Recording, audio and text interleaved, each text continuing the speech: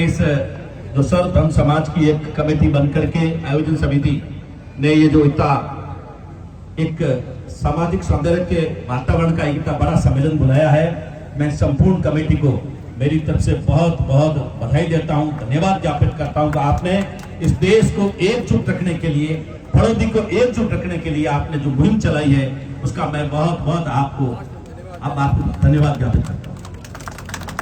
अगर यहाँ मीडिया के मेरे बंधु हैं और जिन लोगों ने तय कर रखा है कि हिंदुस्तान को तोड़ के दम लेंगे, तो अपनी आंखें खोल के देख ले और यहाँ आकर के समाज के ये 36 कौम के लोग और सभी धर्मों के लोग बैठे हैं, ये आके देख ले। आपने अभी तो एक मस्जिद तोड़ी है, यहाँ 90% हिंदू उस मस्जिद तोड़ने के खिलाफ खड़े हैं। आंखें खोल के सरकार देख ले।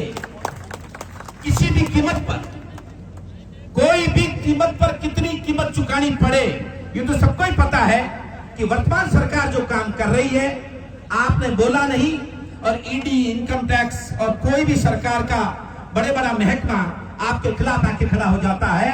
पर फड़ौदी के अंदर ये भारत सरकार हो या चाहे राजस्थान सरकार, कान खोल के सुन ले।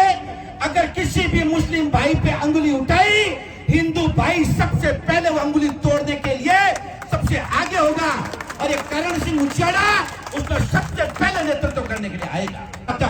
ये बताना चाहता हूं आपके माध्यम से भारत की सरकार और राजस्थान की सरकार को, और स्पेशली जिसने मॉडर्न क्लीन का ठेका लिया है, उनको बताना चाहता हूं कि ठेकेदारों, कान खोल के सुन लो।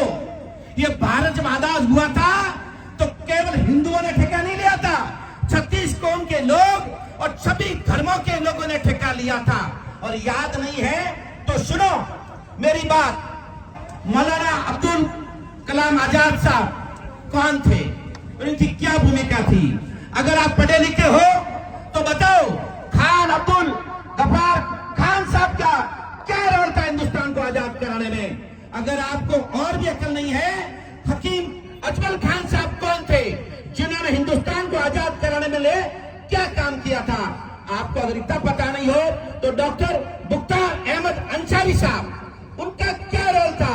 आप अपने किताबें उठाइए और नेट उठाइए और आप चैट जीपीटी में जाइए और पूछिए कि जब भगत सिंह जी ने फांसी पे चढ़ के देश को आजाद कराया था, जब गांधी जी ने अहिंसा आंदोलन चला के आजाद कराया था, तो इन लोगों का भी जो रोल है आपके सामने आएगा। रफी अहमद किडवाल साहब का क्या रोल था, अशफाक खान साहब का क्या रोल था, और सबसे ज्यादा आपने एक आवाज सुनी है, इंकलाब जिंदाबाद। इन नारा सुना है, इंकलाब इंकलाब। ये नारा किसका था? ये मोदी जी का था क्या? बताओ किसका था? ये भारत को आजाद कराने के लिए हजरत मोहम्मद साहब का नारा था। वो मुस्लिम थे और सबसे पहले ये नारा हजरत मोहम्मद साहब ने दिया था कि देश को आजाद कराने के लिए इंकलाब जिंदाबाद का नारा दिया था। तो साथियों, मैं ये कहना चाहता हूं कि आज जिन लोगों के हाथ में सत्ता चली गई है और सत्ता जाने के बाद में जिस तरीके से सत्ता का दुरुपयोग करके हिंदू मुस्लिम को भिड़ा के राज कर रहे हैं, अब मेरी बात मान लो, मैं राम भक्त हूं और मैं भगवान को बहुत मानता हूं। अब इनको राम ही पूगेगा, अपन तो पूग नहीं पाए। अब राम जी के पूगने की बारी आ गई है। कुम सिंह जी बताओ साहब, 1 करोड़ रुपया दे किया, 1 करोड़। मैं तो 1 करोड़ तो नहीं दिया, थोड़ा घना दिया। मैं तो कहो तो लुच्चा लपंगा रे हाथ में पैया दे रहा है, या ठोक जाई, ये हाथों हाथ ठोका। देख लो मारा और थोड़ा जान हरियाणी वेला खाया कौन है? आरएसएस रा लोग। और चंपत राज कौन है? 45 साल आरएसएस में है। ठेको ले रहे कि देश की रक्षा वास्ते लागू डालिया करे। मैं तो ब्याह भी को नहीं करा, राष्ट्र निर्माण करा। अरे आराम करो तो भगवान ने नहीं छोड़ो, तो थे मोने कहीं छोड़ा, जनता ने कहीं छोड़ा। बताओ हमारी बात, भगवान राम रा पीछे खाएगा? अंदाज लगाओ। और थोड़े ठाए एक दिन में कितनी बार चोरी हुई? व्यक्ति कितनी बार होती? बताओ कितनी बार? एक दिन में कोई आदमी दाब चोरी करे तो कितनी बार कर सके? बताओ कितनी बार करे? 48 बार। चोरी हमारे भरोसे रहे वाला अपन उठा ले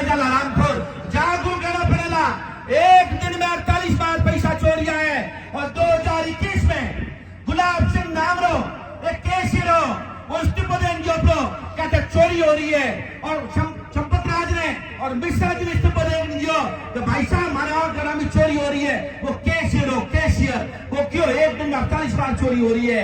2021 में आज कही है 2026 थोड़ा हमारा कांग्रेस नेता केवल 20 एमपी कहता रहे 20 48 एमएलए जीतो ना जावे है जावे ही नाचते है रुपया राम रे उठारा चोर वडा रुपया यो ना चोरों ने दे दे धपावे है चले अपन छोड़ जा ये सारा रुपया वे है और दोस्त की मत है आज कैसे लगा पैसा गिनने वालों ने हे भारत सरकार हुनले कान खोलन असली चंपत राज भी नहीं है चंपत राज भी अभी तक अरेस्ट नहीं लियो है रुपया तो भाई साहब प्रधानमंत्री जी आपने चंपत राज को बनाया था आप क्यों नहीं बोल रहे हो जब वहां पर आप तो साजिश भी नहीं हो जब आप गए मंदिर में वहां प्राण प्रतिष्ठा में तो बिना बीनने ने गया प्राण उनका तो है ठोको थोरो और हमें रुपया चोरी हुई एरिया है जब बोल नहीं रहा प्रधानमंत्री जी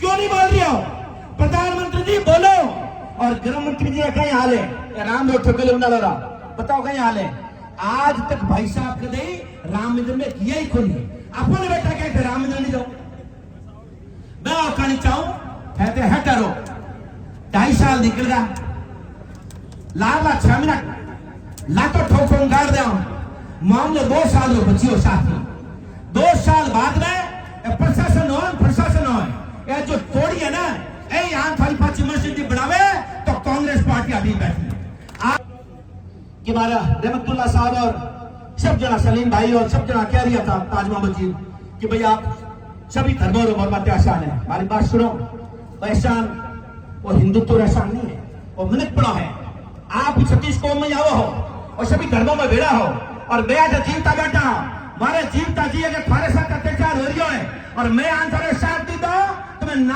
नाचोगा ना मैंने कोई एहसान नहीं करियो हमेशा चटकती आप कौला कांग्रेस पार्टी में तो इन्हों भी ठक्को लेन कहूं कांग्रेस पार्टी जो आज तक सभी धर्म साथ लेन चाली है साथ लेन चालोला नहीं है देश में लोकतंत्र खतरे में दोस्तों और देश में लोकतंत्र में एक अंतिम बात बताना जाऊं प्रो इन भारत में मैंने कोई आदमी नहीं बचियो है जो यूं राक्षस से मुकाबला कर सके एकमात्र आदमी बचियो है उन्होंने नाम है राहुल गांधी और हमेशा नहीं दियो आप अगर राहुल गांधी घर पकड़ लियो तुम्हारो देश बर्बाद हो जाला और अब आप लोग फर्ज बने हैं आने वाला चुनाव में कितने टिकट दे करण सिंह ने टिकट नहीं मिले और मैं निश्चित करूं आप करण सिंह ने धक्को माना को कर दो सिर्फ हाथ और निशान ध्यान रख और कांग्रेस पार्टी ने जितावला तो ही देश में लोकतंत्र बचेला और बॉर्डर माते आप रात हो सके कि मस्जिद तोड़ी मैं जानकारी ली है गड्ढा रोड उठी है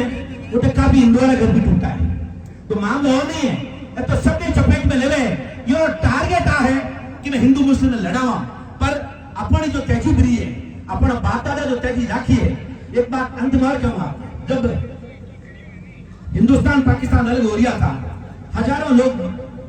हजारों लोग ट्रेनों में भर और लाशों टाइप पाकिस्तान जा रही थी और पाकिस्तान में पाचा हिंदू आ गया उनके बाद ध्यान हुए तो महाराजा उमेश सिंह जी जोधपुर रेलवे स्टेशन पर जा और मुसलमानों भरी ट्रेन आगे खड़ा हो गया कि हमारी 2 आंख है एक हिंदू और मुस्लिम और सारी ट्रेनों ने खाली करा दी और हिंदुस्तान में कहीं लियो वेला पर जोधपुर जिला में एक आदमी ने साथ थप्पड़ नहीं मारी हमारी तहजीब रही है मैं आपको अपील करूं कि जब कभी जरूरत पड़े अपन सबने एक हो और इन मुद्दा जोरदार तरीके को आगे रहना चाहिए आप इतनी बड़ी संख्या में पधारिया एक बार पुनः आपने नमन करता तो कहो एक बार पुनः कहूंगा चटकने जरूरत पड़े सब एक वे और आपने मजबूती रखनी है उन्हें धर्म जिंदो रहेला जय हिंद।